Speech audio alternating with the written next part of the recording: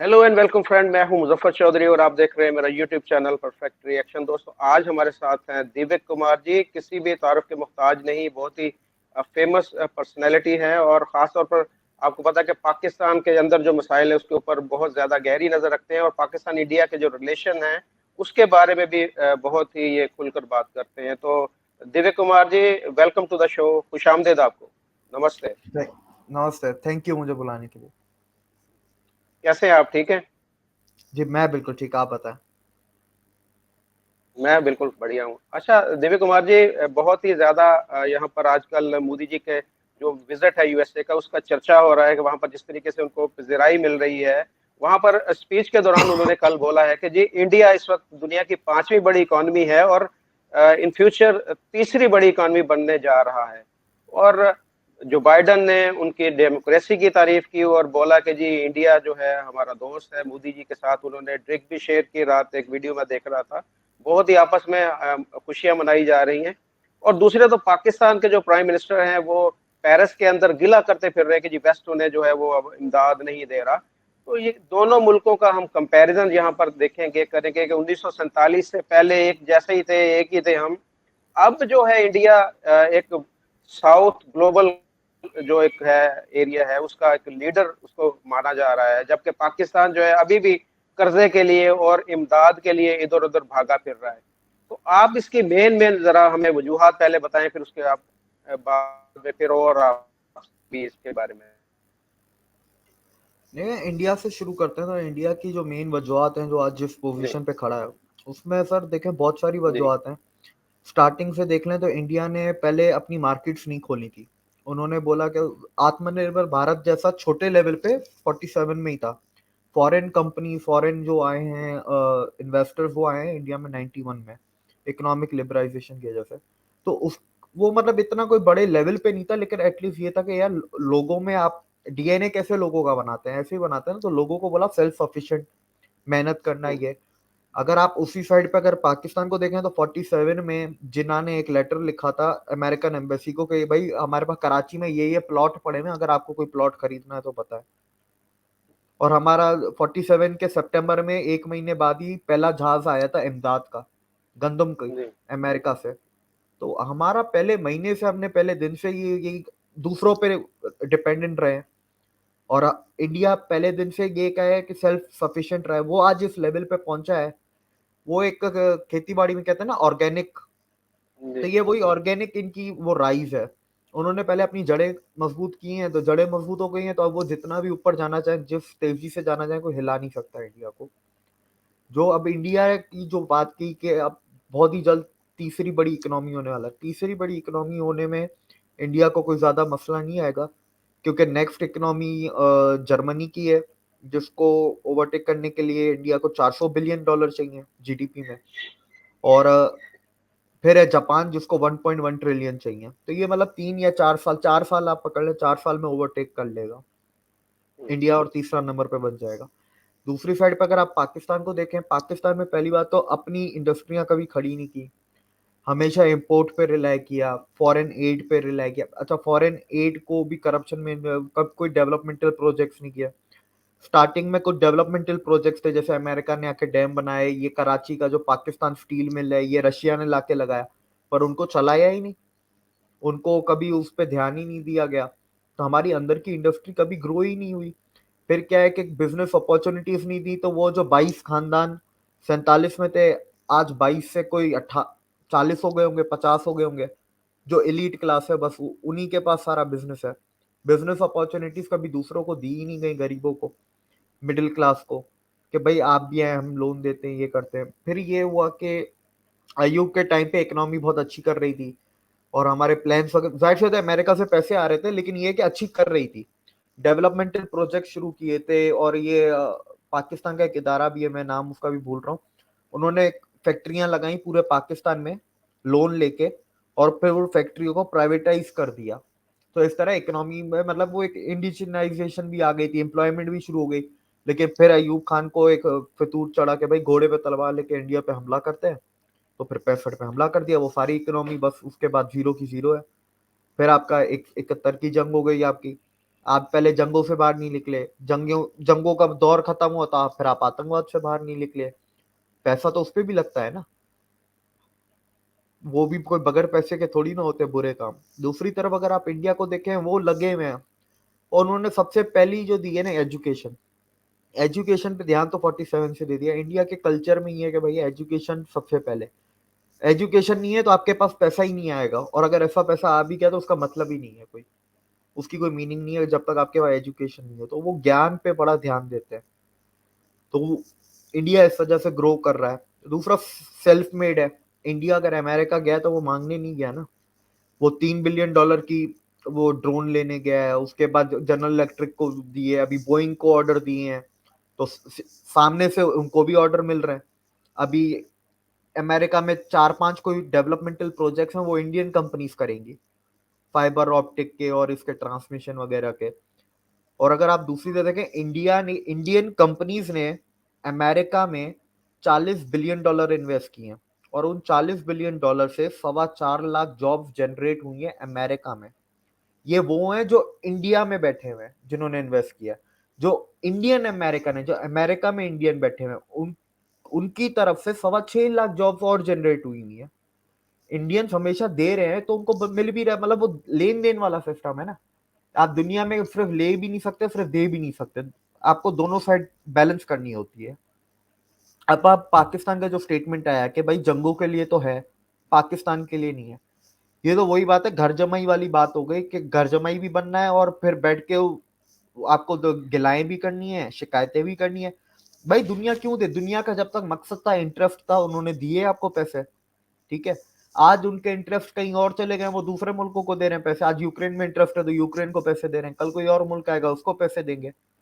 उनका पैसा है, उनके कमाए हुए पैसा है, उनके टैक्स पेयर्स का पैसा है, उनकी इकोनॉमी है, तो वो जहां दें उनकी मर्जी है ना। आप कैसे बीच में डाल सकते हैं कि पाकिस्तान को नहीं दिया, इस तरह तो फिर कल अफ्रीकन मुल्क बोले उनको तो पाकिस्तान से ज्यादा जरूरत है, वो बोले हमें नहीं दे रहे। तो ये तो घर जमाई वाली बात हो गई कि ना लेने में ना देने में, बस हमें पैसे दो। दुनिया बैंकरप्ट हो गई है पाकिस्तान को पैसे देते देते। 75 साल से पहले दिन से पैसे ले रही है। यार आप कुछ तो करके दिखा दो, कुछ तो करो। आज 75 साल बाद भी अब देखें लोन किस चीज पे ले रहे हैं। आप डेवलपमेंटल लोन नहीं ले रहे, आप लोन ले रहे कंट्री को जिंदा रखने के लिए। बहुत फर्क है। जी। अगर आप आज डेवलपमेंटल लोन मांगे, शायद दे देगी दुनिया, दे देगी आपको 10-20 बिलियन भी दे देगी, लेकिन आप मांग रहे हैं मुल्क को जिंदा रखने के लिए। अब मुल्क को जिंदा रखने के लिए कौन पैसे देगा। एक और चीज है कि जो एटम बम हमने बनाया, आपने एटम बम भी अपने पैसों से नहीं बनाया, सऊदी ने आपको पैसे दिए थे एटम बम के। तो ऐसे एटम बम को बनाने का क्या फायदा। मतलब अगर आप देखा जाए, हमें तो कुछ नहीं पता, पर क्या पता अंदर ही अंदर उसकी मिल्कियत का जो ताज है वो सऊदी अरब के ऊपर। पाकिस्तान तो सिर्फ एक पार्किंग स्पॉट है कि पाकिस्तान के गैराज में रखे हैं, हो सकता है, हमें तो नहीं पता। अब जी। ये तो खुफिया दस्तावेज है, हमारे हाथ तो कभी लगने नहीं है, लेकिन इतना हमें पता है कि पैसे सऊदी से आए थे, सऊदी ने दिए थे, उसके दस्तावेज हैं, उसके प्रूफ हैं। अच्छा सर, जैसे हमारे प्राइम मिनिस्टर साहब ने बात की कि जो हमें इमदाद नहीं मिलती, आप भी आपका तल्लुक पाकिस्तान से है, आपने देखा कि जब भी हमारे पास सैलाब आता है, जल्जला आता है, तो पूरी दुनिया हमें इमदाद देती है, लेकिन हमने कभी देखा नहीं कि वो इमदाद वो मुस्तहिक लोगों के पास पहुंचे भी।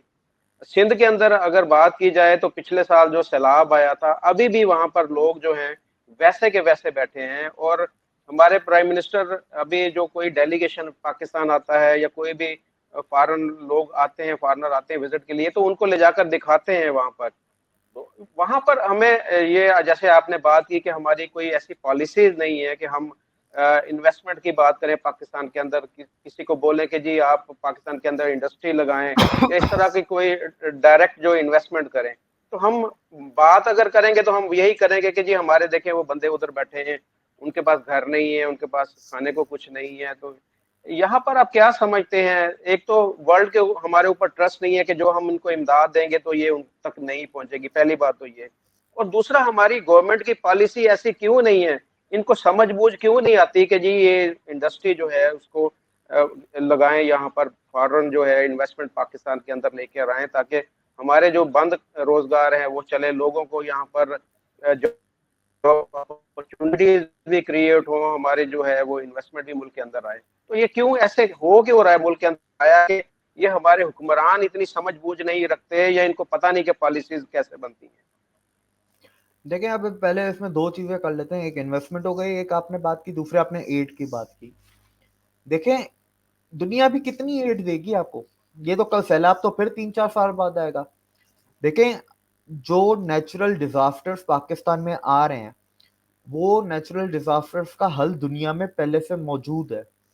ठीक है, कोई एक नया आ जाए तो एक अलग बात है, लेकिन एक पाकिस्तान का जो रीजन है, इस रीजन में सैलाब सबसे बड़ी चीज है। ठीक है, इधर मतलब वो जो हरिकेन और वो टोर्नेडो नहीं आते, ठीक है, अर्थक्वेक सेस्मिक जोन भी नहीं है। सेस्मिक जोन आपका ये इस्लामाबाद और केपी के वाला साइड है। अर्थक्वेक ज्यादातर उधर आते हैं, इधर नीचे हल्के फुल्के आते हैं, इधर वो वाला मसला भी। आपका मेन मसला है फ्लड। उसका जब हल दुनिया में मौजूद है, आप क्यों नहीं काम कर रहे हो उसके ऊपर 75 सालों से? और उसी से आपका पानी का मसला भी है। ये इंडिया पानी बंद कर देगा, इंडिया पानी बंद कर देगा। इंडिया जितना आपको पानी देता है ना, इतने में सर शायद अफगानिस्तान और ईरान की भी जरूरत पूरी हो जाए, क्योंकि आपने डैम ही नहीं बनाया, आपने रिजर्वायर नहीं बनाया, आपने कैनाल सिस्टम्स को अपडेट नहीं किया। पानी जाया हो जाते, नीचे जाता है, अरेबियन सी में जाके मिल जाता है। आपके पंजाब का जो कहते हैं, जो पंजाब का कैनाल सिस्टम बहुत अच्छा है, अच्छा तो होगा, अंग्रेज बना के गए थे, 47 के बाद क्या बनाया? अच्छा तो होगा, अंग्रेजों ने बनाया। तो देखिए, एड भी दुनिया कितनी देगी, वो देख रही है ना कि यार आप एड पहले तो पहुंच नहीं रही। ठीक है, वो एक अलग चीज है, लेकिन कब तक देगी? ये तो फिर 3-4 साल बाद फ्लड, अगर आप समझे पहुंच गई एड, हर जरूरतमंदों को साल ही पैसे आता मिल अब गए। तो। जी। हाँ, नहीं, अब हर साल तो वो छोटे मोटे आते हैं, लेकिन जैसे ये बड़े थे, जैसे 2005 में एक आया, फिर 9 में आया था, फिर मेरे ख्याल से 13 में एक आया, फिर अब ये आया है। तो अब ये 4 साल, जैसे पिछले 15 साल में ये 4 बड़े बड़े आए हैं, मतलब जिससे पूरा मुल्क के एक वो होते हैं ना, हालात खराब हुए हैं, और एक पूरा मुल्क पे असर पड़ा, इकोनॉमी पे बहुत ज्यादा, उस पे लेवल पे। तो देखें, एड अगर आप पहुंचा भी दें जरूरतमंद को, ठीक है, दुनिया बोलेगी कि यार तुम पहुंचा रहे हो, ठीक है, पर हर 4 साल बाद थोड़ी ना देंगे हम। तुम बोलो डेवलपमेंटल लोन चाहिए, हम देते हैं, हम तुम्हारी मदद करते हैं, हमारी कंपनियां हैं, हमारे एक्सपर्ट्स हैं, तुम बनाओ ना भाई। पर वो नहीं, डैम नहीं बनाने, रिजर्वायर नहीं बनाने, कुछ नहीं करना है।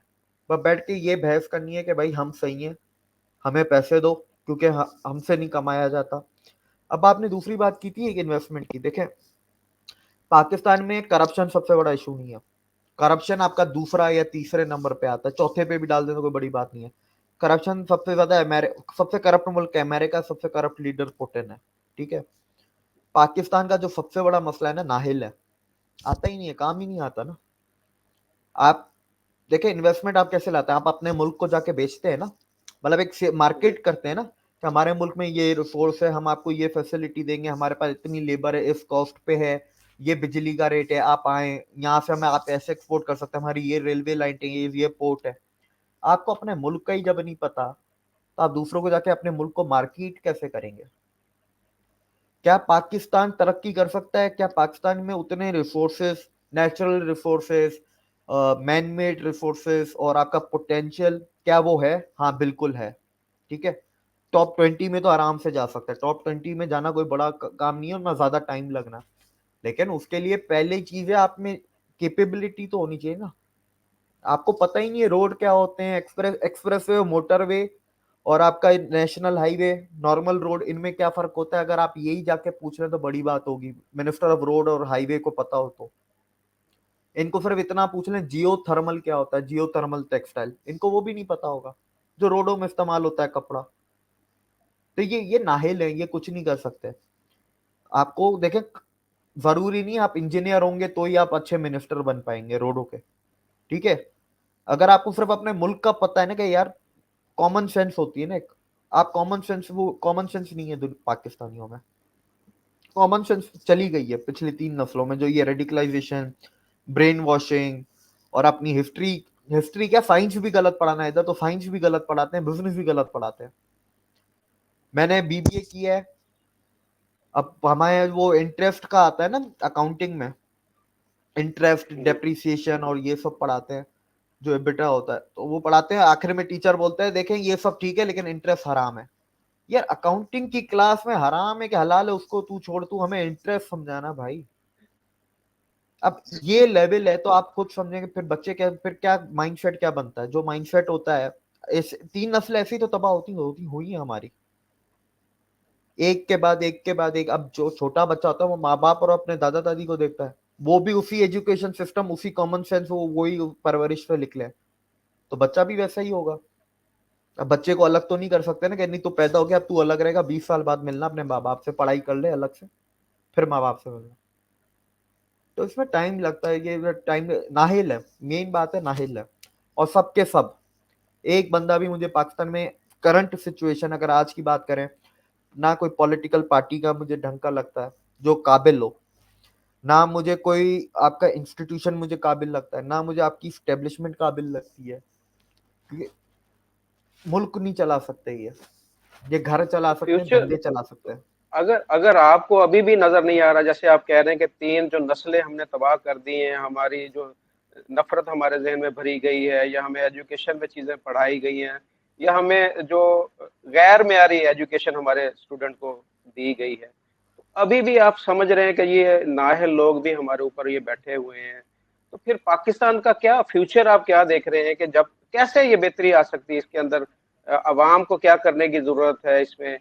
किसको अपना लीडर माने? देखिए, आप कह रहे हैं कि इनमें से कोई भी आपको ऐसा बंदा नहीं नजर आ रहा कि जो मुल्क को बेहतरी की तरफ लेकर जा सके, तो फिर क्या किया जाए? ये तो फिर आगे तो फिर बहुत ज्यादा गंभीर हालात नजर आ रहे हैं।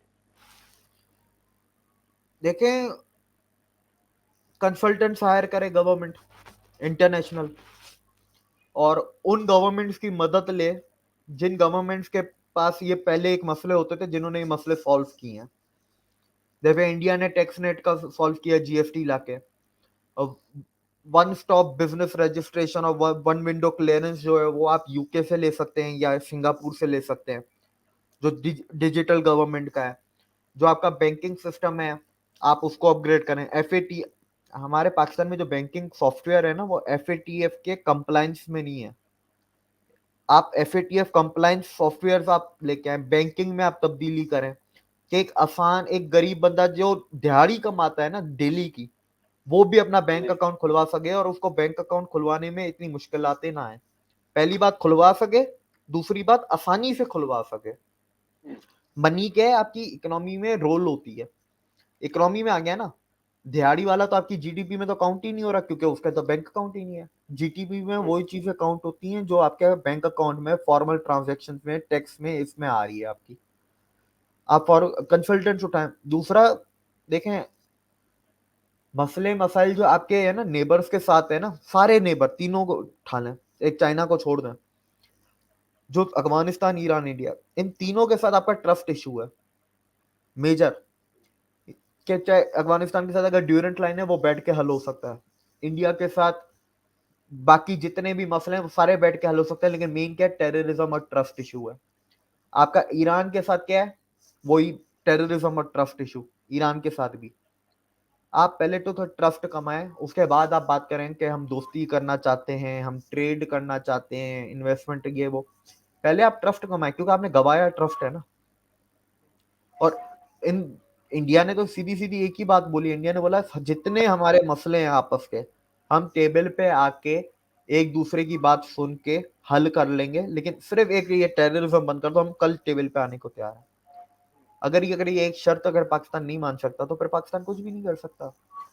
देखिए, मुझे फ्यूचर क्यों नहीं नजर आता, मुझे लोगों में कॉमन सेंस नहीं दिखती, मुझे लोगों में अकल नहीं दिखती, एजुकेशन के लिए वो भूख नहीं है पाकिस्तानियों में।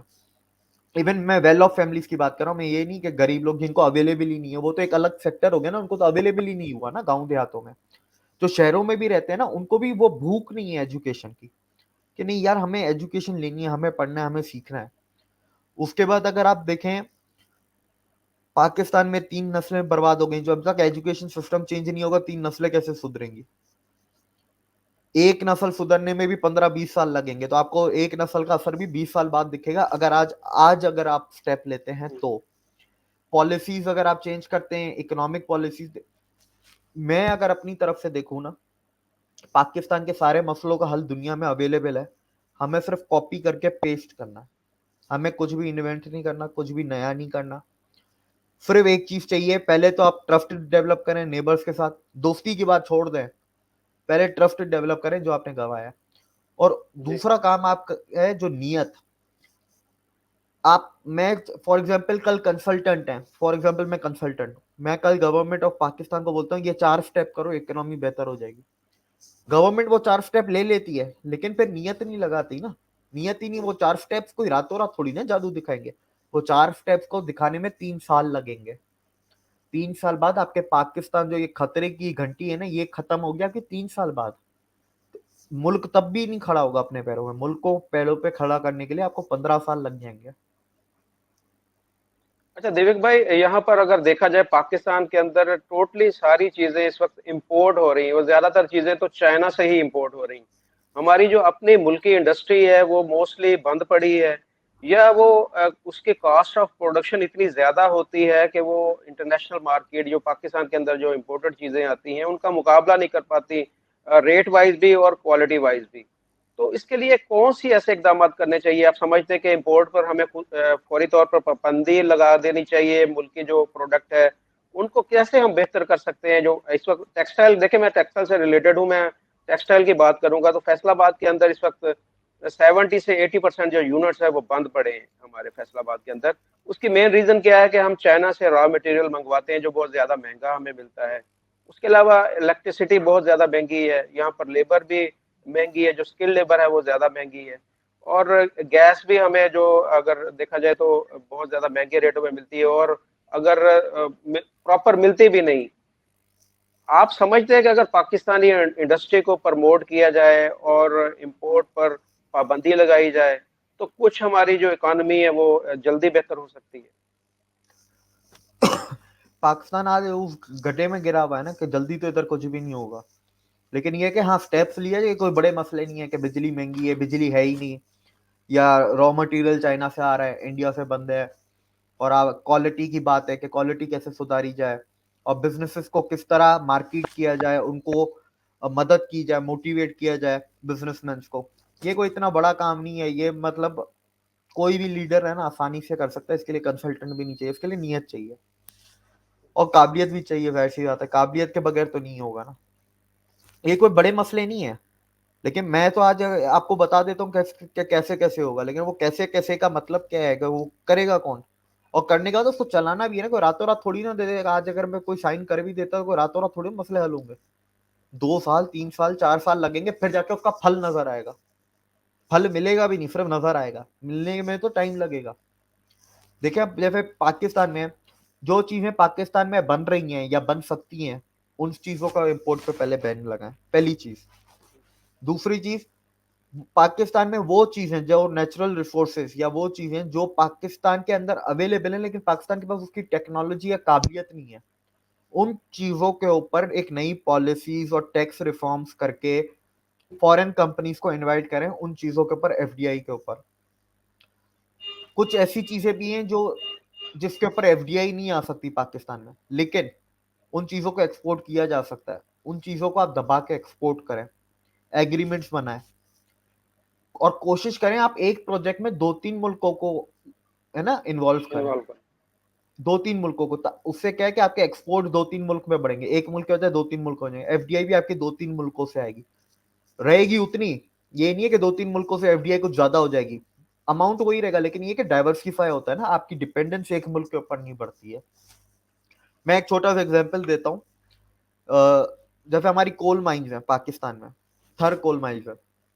आप ऑस्ट्रेलिया की जो माइनिंग कंपनी है उसको आप बुलाएं, क्योंकि ऑस्ट्रेलिया की जो माइनिंग कंपनी है वो मतलब ऑस्ट्रेलिया की है, उसके अंदर ये डीप स्टेट वगैरह के नहीं है, रॉथस्चाइल्ड वगैरह के स्टेट। उनको आप बोलें वो इधर आके माइनिंग वगैरह करेगी, वो एक्सपोर्ट करेगी ऑस्ट्रेलिया, तो वो भी जाएगा। दूसरा, आप इंडिया को भी एक्सपोर्ट ओपन करें, ठीक है। दूसरा, आप उसी सेम कोल माइन पे आप किसी इंडियन कंपनी को बुला लें, अमेरिकन बुला लें, या आप अपनी खुद की कंपनी शुरू कर लें। पाकिस्तान अपनी कंपनी शुरू कर ले, कोल से आप मीथेन गैस बना सकते हैं, वो आप जनरेट कर लें।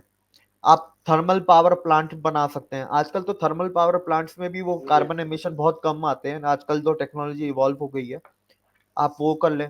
आप खुद नहीं लगा सकते तो इंटरनेशनल पावर जो प्राइवेट पावर कंपनीज हैं उनको बुलाएं।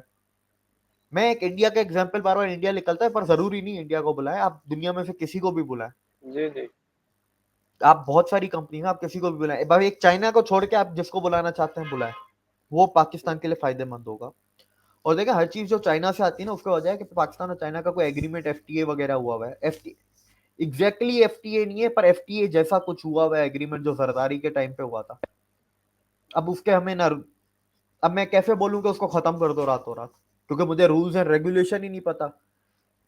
चाइना के कोई डॉक्यूमेंट पब्लिक थोड़ा करते हैं। अब चाइना तो ऐसे लगाता कि रातों रात खत्म किया तो आधा मुल्क हमारा। चाइना तो ऐसी शर्तें लगा देता है एग्रीमेंट के अंदर। अमेरिका होता तो मैं बोल देता हाँ अभी कभी खत्म कर दो, क्योंकि पता है उसका डॉक्यूमेंट को होगा ऑनलाइन, मैंने कहीं ना कहीं पढ़ा हुआ होगा। अब चाइना की क्या शर्तें हैं क्या नहीं है, बंदा क्या बोले इसके ऊपर। ये भी नहीं बोल सकता खत्म कर दो रातों रात। तो बहुत शुक्रिया दिव्य कुमार भाई, आपने हमारे जो मसाइल हैं वो भी बताए और उनका हल भी बताया कि अगर उसके लिए, लेकिन आपने सबसे मेन चीज जो बताई है वो यही है कि हमारी सबसे पहले नीयत सही होनी चाहिए।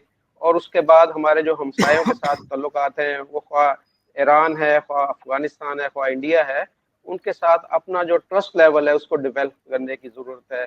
और अगर हमारे हमसायों के साथ ताल्लुकात बेहतर हो जाएंगे तो काफी सारे मसाइल ऐसे हैं कि जो हमारे हल होना शुरू हो जाएंगे। हमारी एजुकेशन सिस्टम के अंदर भी करिकुलम जो है उसके अंदर तब्दीली की जरूरत है। हमारी जो लोकल प्रोडक्शन है उसको प्रमोट करने की जरूरत है। हमारे बैंकिंग सिस्टम को आपने बोला कि उसमें भी आसानियां पैदा करने की जरूरत है कि एक आम बंदा भी इजीली अपना अकाउंट खुलवा मुजफ्फर सके। भाई, मॉनेटरी जी पॉलिसीज में भी तब्दीली चाहिए हमें। जी कॉन्स्टिट्यूशनल कुछ हमें एक्ट ऐसे कॉन्स्टिट्यूशन में भी डालने हैं कुछ, वो क्या अमेंडमेंट्स करने चाहिए, उनकी भी जरूरत है। सब सारी जी चीजें एक साथ, ये वही नियत वाली बात है। नियत होगी तो ये सारे काम एक साथ होंगे, क्योंकि हमारे सारे इदारे भी तो तबाह हुए हुए हैं ना। चाहे जी इनकम बिल्कुल। टैक्स का इदारा है, चाहे आपका वाटर वापडा है, कुछ भी है आपका इदारे, वो भी हर जी इदारे में भी एक आपको रिफॉर्म चाहिए। तो जी वो सिर्फ बिल्कुल। नियत तो हर चाहिए उसके लिए।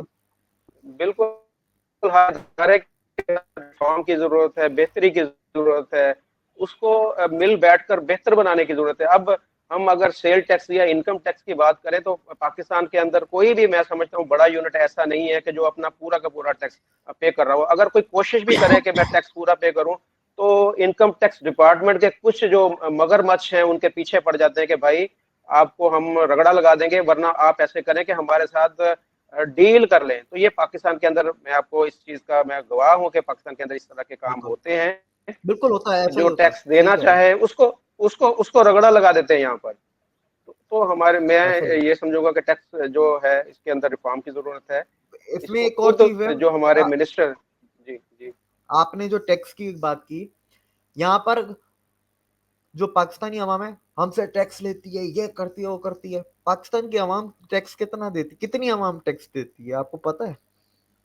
जी, बहुत दो कम या लोग चार देते हैं। परसेंट टोटल 2 या 4%, वो भी गवर्नमेंट एम्प्लॉय जिनके टैक्स ही कट के आते हैं।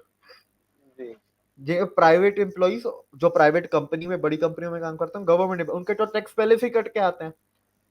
कितने और दुकानदार हैं जो टैक्स देते हैं? फैसलाबाद के अंदर करोड़ों लोग हैं, करोड़ोंपति लोग ऐसे हैं, करोड़ों नहीं पे देते हैं चले यहाँ गए ना, पर देखें 1 रुपया आप टैक्स। जी आप बड़े पे चले गए ना। मैं छोटी छोटी बात कर रहा जी हूँ, आपके फैसलाबाद में ही ले लेते हैं, जो ये नॉर्मल दुकानें होती हैं, जो मार्केटें होती हैं, जी कितनी जी दुकान वाले टैक्स देते हैं? कितने के सेल्स टैक्स है? नहीं देते। कितनों के बैंक अकाउंट है? अच्छा कुछ हो जाए मुल्क में तो हमारा ही टैक्स लेके हम पे तुम टैक्स देते कहाँ हो भाई? पाकिस्तान में टैक्स नहीं जमा होता। प्रॉपर्टी टैक्स कोई देता है? मुझे नहीं लगता पाकिस्तान में कोई देता है। 100 रुपए होता है नहीं। एक घर का। आपको होता है एक घर का जी 100 रुपए होता है सालाना टैक्स। कोई 100 रुपए नहीं जी देता। ऐसे ही है। तो सबसे पहले ये हमें, अगर पाकिस्तान को तरक्की देनी है तो हमें अपने अंदर तब्दीली लाने की जरूरत है। हम बिल्कुल सबको ये इसके अंदर नीयत, अपनी सबकी नीयत साफ हो तभी ये मुल्क, जैसे हम इंडिया की मिसाल तो देते हैं कि आज इंडिया के जो प्राइम मिनिस्टर हैं उसकी अमेरिका के अंदर कितनी इज्जत है, तो उसमें सारे इंडियन का बराबर का हिस्सा है। मैं समझता हूँ कि इसमें जितने भी इंडियंस हैं उसने अपने मुल्क के साथ उन्होंने फतह की है, अपने मुल्क के साथ उन्होंने वफा की है, और अपने मुल्क को तरक्की देने में हर इंडियन का एक बुनियादी किरदार है। तो वही किरदार यहाँ पर हर पाकिस्तानी का होगा तो तभी ये मुल्क तरक्की कर सकता है। तो बहुत शुक्रिया दिवेक भाई, आपसे बात करके बहुत अच्छा लगा। हमने हाँ। पाकिस्तान के मसाइल को डिस्कस किया आपसे। इंशाल्लाह आइंदा भी बात होती रहेगी। अपना ख्याल रखिएगा। अल्लाह हाफिज, नमस्ते। Thank you Muzaffar, thank you. अल्लाह हाफिज मुझे बुलाने के लिए।